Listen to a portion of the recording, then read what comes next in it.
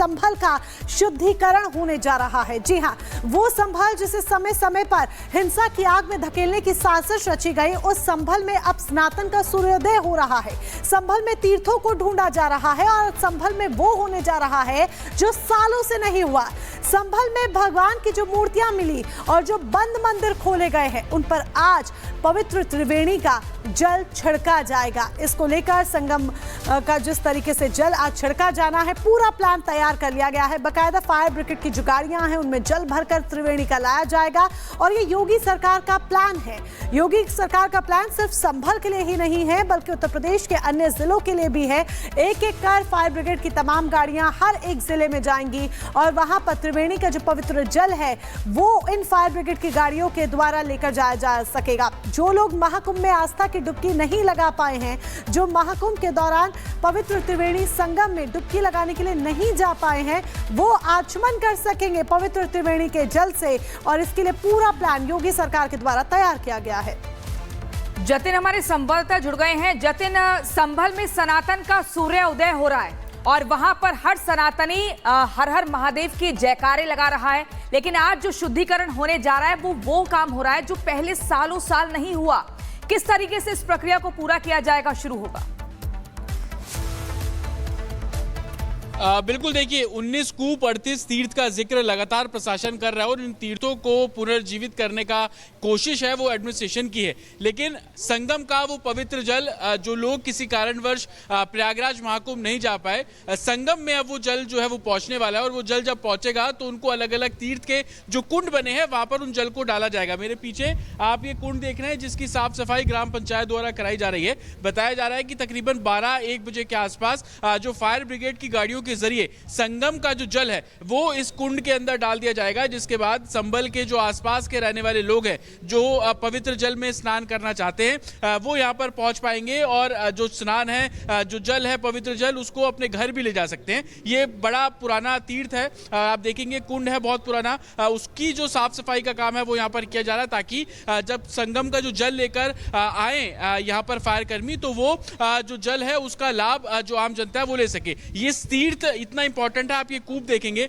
ये कूप भी यहाँ पर रिवाइव किया गया, इस कूप के अंदर जल है। हमारे साथ इसी तीर्थ के महाराज जी हैं, उनसे भी हम बात करेंगे और समझेंगे कि किस तरीके से लोगों को जो जल है वो पहुंचा पाएंगे। क्या कुछ कार्यक्रम रहने वाला है, कब तक टैंकर पहुंचेगा? मैं देख रहा हूँ कि आप साफ सफाई भी कुंड की करा रहे हैं। हाँ, आने वाले कुछ ही समय में जो है कुछ ही घंटों में 1-2 घंटे के अंदर अंदर यहाँ पर जो है जल आने वाला है और ये सारी व्यवस्थाएं जो है प्रशासन के माध्यम से, माननीय उत्तर प्रदेश के मुख्यमंत्री जी के माध्यम से ये एक अहम और अनूठी पहल की गई है। इसका ये लगा लीजिए, जो श्रद्धालु, जो व्यक्ति अगर वहाँ नहीं पहुँच पाए, प्रयाग में किसी भी कारण, बस कोई भी कारण रह सकता है, जो व्यक्ति वहाँ नहीं पहुँच पाए हैं तो वो अगर व्यक्ति यहाँ पर, क्योंकि संगम का जल जो है इसमें मिश्रित किया जाए, जब वह व्यक्ति इसमें स्नान करेंगे तो उन्हें वही पुण्य मिलेगा, वो अभागे नहीं रहेंगे। जो लोगों के मन में एक वो रहता है कि हम नहीं पहुंच पाए, उस सारी चीज़ों का जो है समापन हमारे श्रद्धालु बोल रहे थे कि हम नहीं जा पाए, कुछ करिए। हाँ। तो ये एक अनूठी पहल है और अहम पहल है और माननीय मुख्यमंत्री जी को ये धन्यवाद है, उत्तर प्रदेश शासन को धन्यवाद है कि वो श्रद्धालुओं के और हमारे सनातनी हिंदुओं के विषय में जो है इतने सारी चीज़ें सोच रहे हैं। संगम की धरती पर पवित्र जल, हाँ, पहले हुआ नहीं, क्योंकि ये जो दिव्य और महाकुंभ जो है खुद 144 वर्षों बाद हुआ है और वहाँ का जल और संभल जैसी तीर्थ नगरी में आना एक अहम बात है। कुछ लोग हैं जो कि दर्शन करने भी यहाँ पर पहुँच रहे थे, उनसे हम बात करेंगे। आप जा पाए, प्रयागराज गए थे संगम में?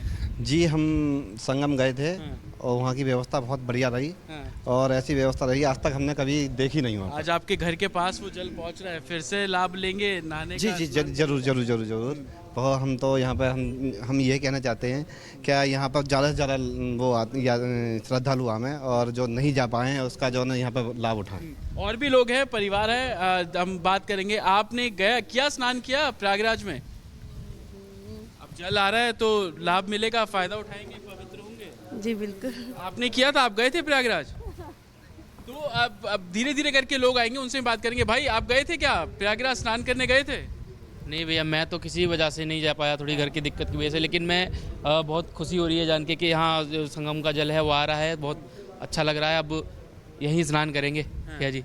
तो आपको मैं इस तीर्थ के भी दर्शन करा दूं। आप देखेंगे कि अलग अलग छोटे छोटे मंदिर इस तीर्थ में आपको बने हुए नजर आ जाएंगे। शनि मंदिर यहाँ पर है, हनुमान जी का मंदिर यहाँ पर है, बहुत प्राचीन कुंड इसको बोला जाता है। आप ये देखेंगे भगवान हनुमान की बड़ी प्रतिमा आपको यहाँ पर नजर आ जाएगी। लेकिन जिस तरीके से जल जब कुंड में पहुंचेगा तो संभवतः लोग यहाँ पर पहुंचेंगे और सुबह जब दर्शन करने लोग आ रहे हैं उनको इस बारे में जानकारी भी मिल रही है कि जल यहाँ पर पवित्र जल पहुंचेगा और उसके बाद वो इसका फायदा जो है वो उठा पाएंगे। जो शुद्धिकरण है वो इस पूरे तीर्थ का किया जाएगा। लेकिन तस्वीरें मैं उस कुंड की आपको एक बार फिर से दिखा दूं। साफ सफाई का काम बहुत तेजी से यहाँ पर किया जा रहा है। मेरे विजय सीपी सिंह अगर तस्वीरें दिखाएंगे तो प्राचीन कुंड में जो नीचे की तरफ से जल भरने का प्रोसेस होता है वो संभवतः इसको क्लीन करने के बाद शुरू किया जाएगा और उसके बाद फायर ब्रिगेड की गाड़ियों का इंतजार है। ये जो जानकारी हमें मिल रही है, 2 फायर ब्रिगेड की जो गाड़ियां हैं वो यहाँ पर पहुंचेंगी। एक के आज पहुंचने का अनुमान है जो कि कुछ घंटों में यहाँ पर पहुंचेगी और दूसरी कल भी यहाँ पर पहुंचेगी। लेकिन अलग अलग तीर्थ, जिसमें से एक तीर्थ ये नैनीसारण्य तीर्थ है जहां पर जो प्राचीन कुंड के अंदर जल जो है वो पवित्र जल डाला जाएगा।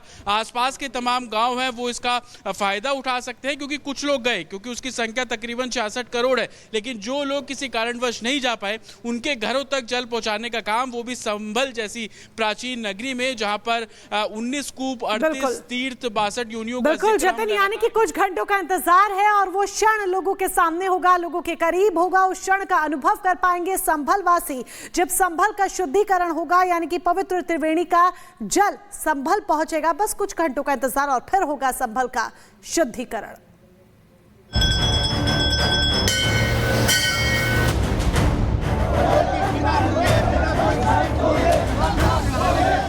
संभल में सनातन का सूर्योदय हो रहा है।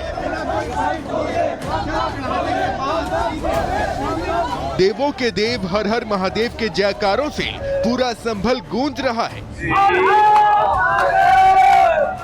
सनातनियों में उत्साह है तो सालों से जमीन के अंदर मिट्टी में दबी सनातन संस्कृति का संभल में शंखनाद हो रहा है।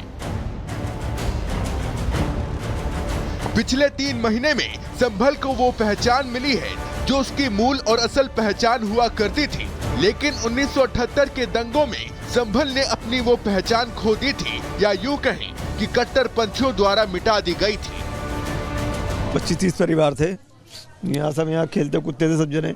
हम बचपन के 53-54 साल, हमारी उम्र 7-8 साल के थे जब बलवा हुआ था हमारे सामने। हमारे बाबा के में आपने क्या देखा था? वो 7-8 साल में जो आपने देखा उसकी आंसू से साफ तौर पर झलक रही है। हुए देखते थे कि दुकानों में आग लग गई, वहाँ पे धुआं उठ रहे हैं, वहाँ पे हिंदू परिवार में गोली मार दी गई। वहाँ पे संभल में सालों से बंद पड़े मंदिर का ताला टूट चुका है, बंद कुएं खुल गए हैं तो जमीन में दबी मूर्तियां भी एक एक कर निकल रही हैं।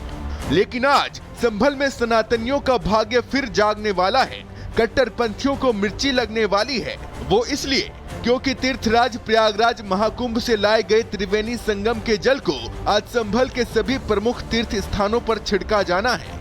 संभल के सभी प्रमुख तीर्थ स्थानों का गंगा जल से अभिषेक होगा।